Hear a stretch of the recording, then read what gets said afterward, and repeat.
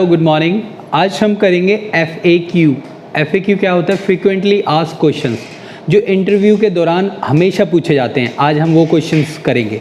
जैसे कि सबसे पहले आप कहीं जाते हैं इंटरव्यू देने के लिए, तो सबसे पहला क्वेश्चन होता है व्हाट इज़ योर नेम। सबसे पहला क्वेश्चन होता है ये। तो आप कैसे इसका जवाब दे सकते हैं?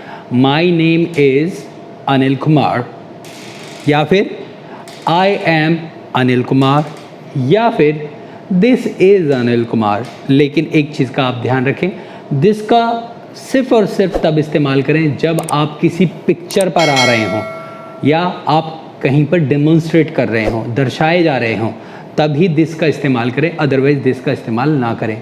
कई लोग माई सेल्फ का भी इस्तेमाल कर देते हैं, जो कि बिल्कुल गलत है। माई सेल्फ का इस्तेमाल ना करें।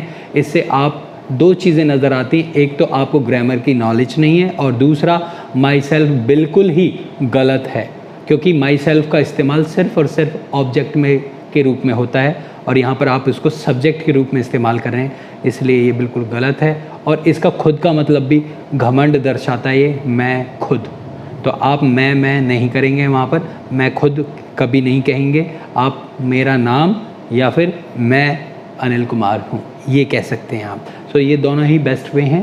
सो ये पहला फ्रीक्वेंटली आस्क्ड क्वेश्चन है। दूसरा पूछा जाता है वेयर डू यू लिव, आप कहाँ रहते हैं, या फिर आपसे पूछा जा सकता है वेयर डू यू रिजाइड।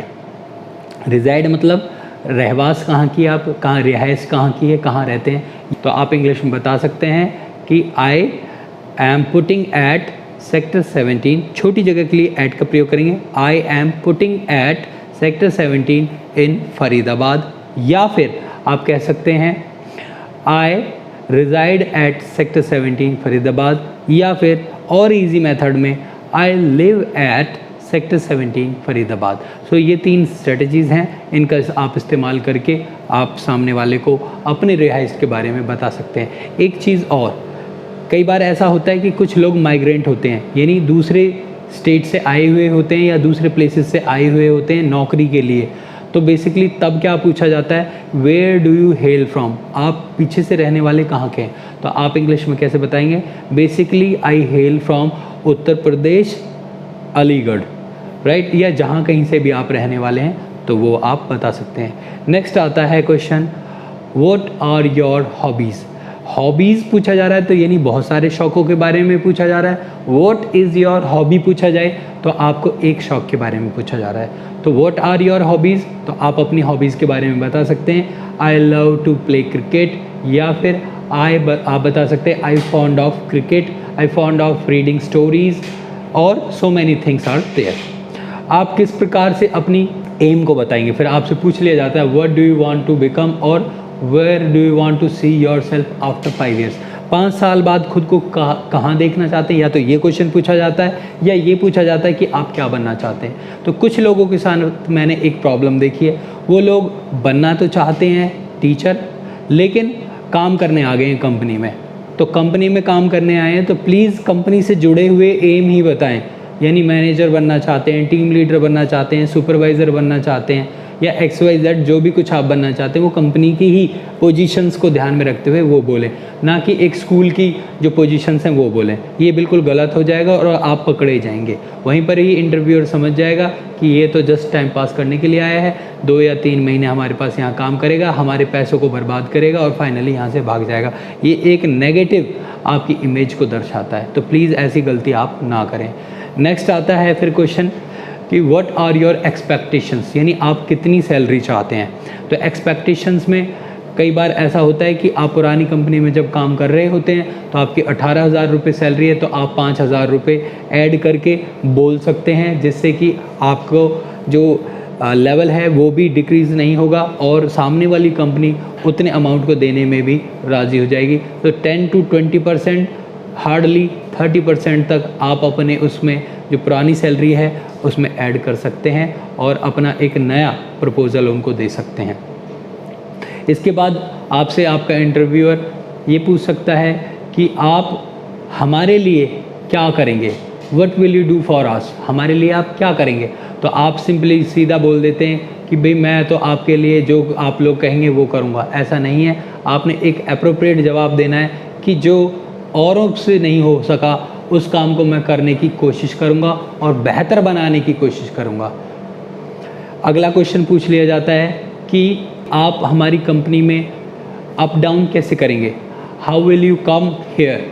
सो आप बता सकते हैं आई विल चूज़ और I will use metro train और व्हीकल, माई पर्सनल व्हीकल। तो उसका भी आपको एक बेनिफिट मिलता है। जब आप अपना पर्सनल व्हीकल इस्तेमाल करते हैं तो आपको TAs मिलते हैं जिनको बोलते हैं ट्रैवल अलाउंसेस। सो वो भी आपके ऐड हो जाता है। तो अपना ज़रूर ये बताएं कि मेरे को उस कंपनी में जाने के लिए इतना मेरे को किलोमीटर्स का रास्ता तय करना पड़ता है और मुझे इतने बीच में इतने किलोमीटर्स के दायरे में मेरा जो सफ़र है वो होता है। तो उससे आपको TA में एडिशन मिलता है। फिर आपकी पर्सनल जो फैमिली मेम्बर्स हैं उनके बारे में जानकारी ली जाती है, जैसे कि what does your father do, आपके पिता क्या करते हैं। तो आप बता सकते हैं my father is a farmer. अपने आप को गरीब दर्शाने की कोशिश तब करें जब आप एक स्टार्टर हों, लेकिन आज के ज़माने में गरीब अमीर को नहीं देखते हैं, टैलेंटेड पर्सन की कीमत है। आप अगर टैलेंटेड हैं तो आपको ज़रूर नौकरी मिलेगी। एक चीज़ का और ध्यान रखें, बिल्कुल भी बेचारे ना बने, क्योंकि बेचारे बनने वाले को कोई नौकरी नहीं देता है, बिल्कुल भी नहीं रखता है। आप लोगों को मैंने कई बार देखा है कि हाथ जोड़ते हुए लोगों से गिड़गिड़ाते कि सर मेरे को प्लीज़ नौकरी दे दीजिए, मेरे को बहुत ज़्यादा ज़रूरत है। ऐसे लोगों को नौकरी नहीं मिलती है, उनको टैलेंटेड लोग चाहिए।